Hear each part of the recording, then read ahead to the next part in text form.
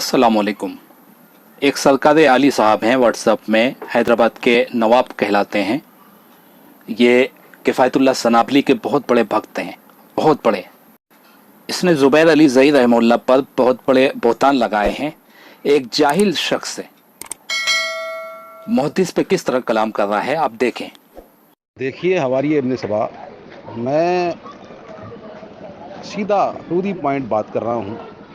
ज़ुबैर अली ज़ई का यहाँ पर इस मौके पर नाम ही नहीं लिया जाता, क्योंकि मखालात में जो उन्होंने इल्मी ख़यानत की है, वो इल्मी ख़यानत दुनिया के सामने आया है कि वो बाज़ बातें छुपा कर लोगों को गलत धोखा दे रहे थे। तो वो इस रिवायत में धोखेबाज हैं, पहली बात। और दूसरी बात, ये जो उसूल इन्होंने बनाया है कि अब्दुल्ला बिन मुती, चलें किस सनद के साथ ये साबित कर रहे हैं कि अब्दुल्ला बिन मुती सहाबी हैं, उनको रसूलुल्लाह सल्लल्लाहु अलैहि वसल्लम ने घुट्टी दी है। ये मुझे चलें इस बात की सनद पेश करें। ये बेसनद बात भी उसी अलबिदाया व निहाया में इब्ने कसीर की लिखी हुई किताब में ये बेसनद बात भी, इसमें सनद ही नहीं है। और इब्ने हनफिया की सनद मौजूद है, इब्ने हनफिया के मुकालमे की।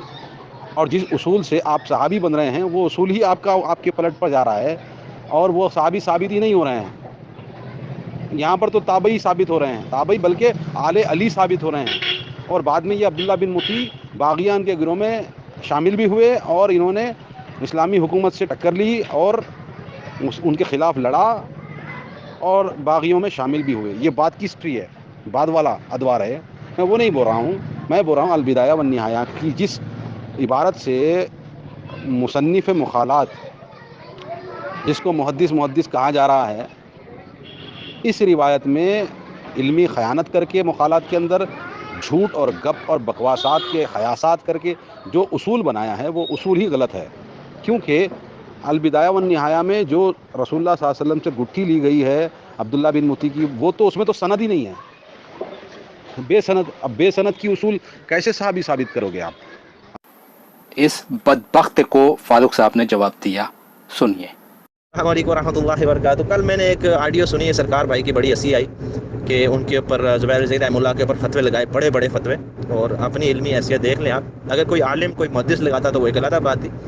बहरहाल जब आबिद भाई के साथ भी बात हो रही थी तो उस वक्त भी बड़ा मजाखाना इन्होंने एक बात की थी कि अम्मार रज़ी अल्लाह तआला जो शहीद हैं वो मिस्र से वापसी पे हो गए थे, जंग सिफ़ीन के अंदर तो शहीद नहीं हुए। उसकी वजह भी किफ़ायतुल्लाह सनाबली की एक तहरीर थी जिसमें उन्होंने ये साबित करने की कोशिश की है रवायत से, तारीख़ तिबरी की जो रवायत है, जिसके अंदर यह है कि ये अफवाह उड़ गई थी कि अम्मार को रज़ी अल्लाह तआला को शहीद कर दिया गया।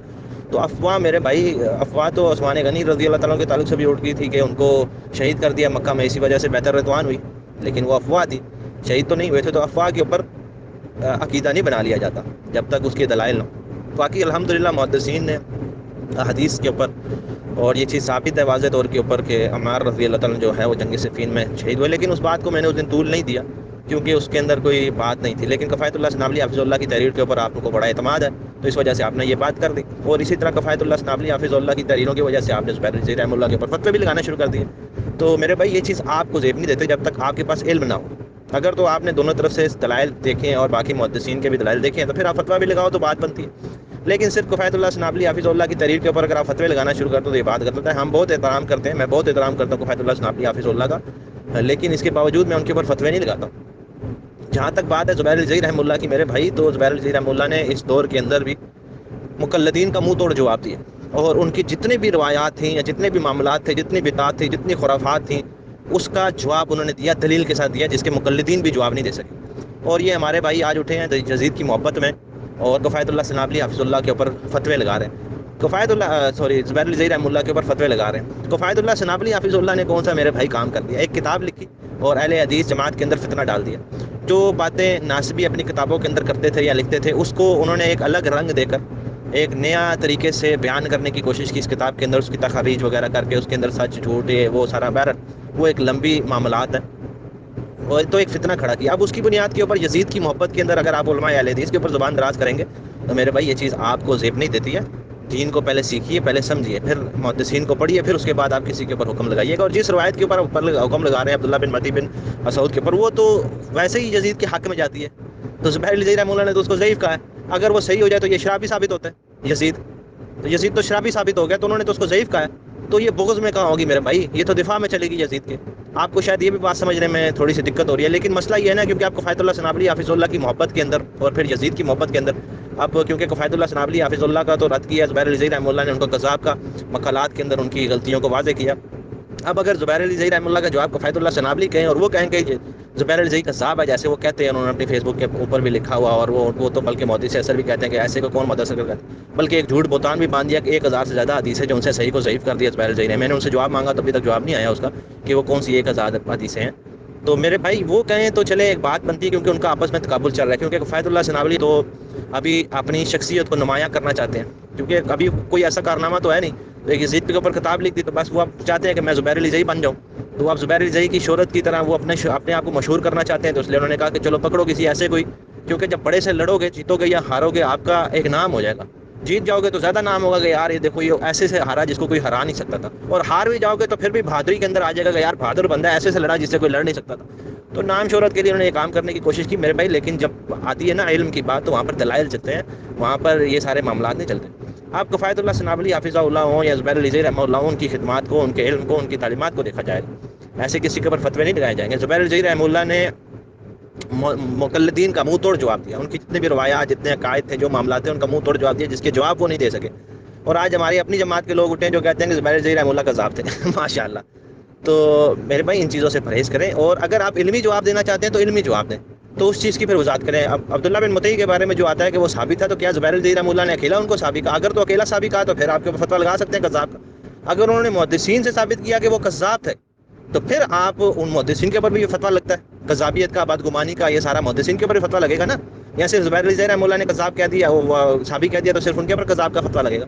تو اس چیز کو پہلے جا کے پڑھ لیجئے عبداللہ بن مطیع کے بارے میں. پھر آپ صرف ایک روایت، ایک کفایت اللہ سنابلی کی تحریر کی وجہ سے یہ کہہ رہے ہیں کہ عبداللہ بن مطیع صحابی نہیں تھا، کیونکہ کفایت اللہ سنابلی نے ایک تحریر لکھی ہے اس کے اوپر.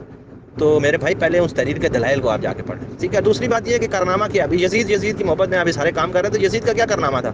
تھوڑے سے لفظ استعمال کر رہا ہوں سخت، شاید ہمارے بھائیوں کو برا لگے، لیکن یزید نے کون سا یار اسلام کی جو ہے وہ تعلیمات کو عام کیا، یا اسلام کے لیے ایک جھنڈا گاڑ دیا، یا اسلام کو سر بلند کیا؟ کوئی ایسا کارنامہ ہے اس کا؟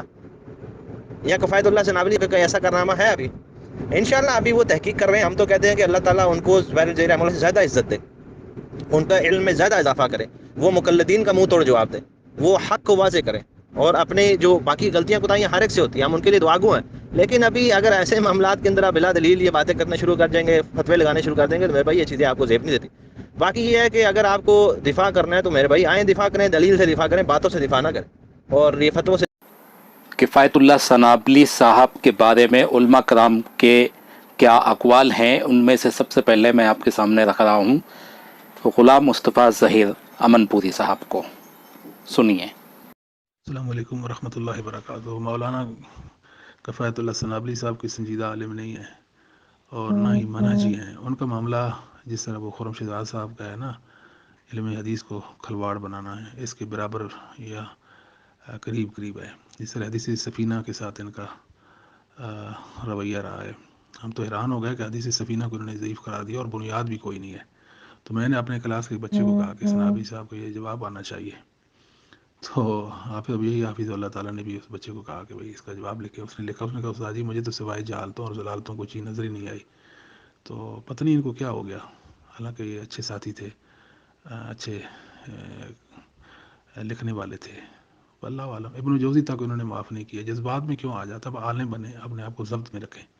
زبیر صاحب سے دشمنی کماتے ہیں. زبیر صاحب کا اور سنابلی صاحب کا کیا جوڑ ہے؟ کوئی جوڑ ہے؟ کوئی ایمان والا انسان، کوئی علم و تقوی والا بتا سکتا ہے؟ وہ تو بلند ایک چوٹی تھی.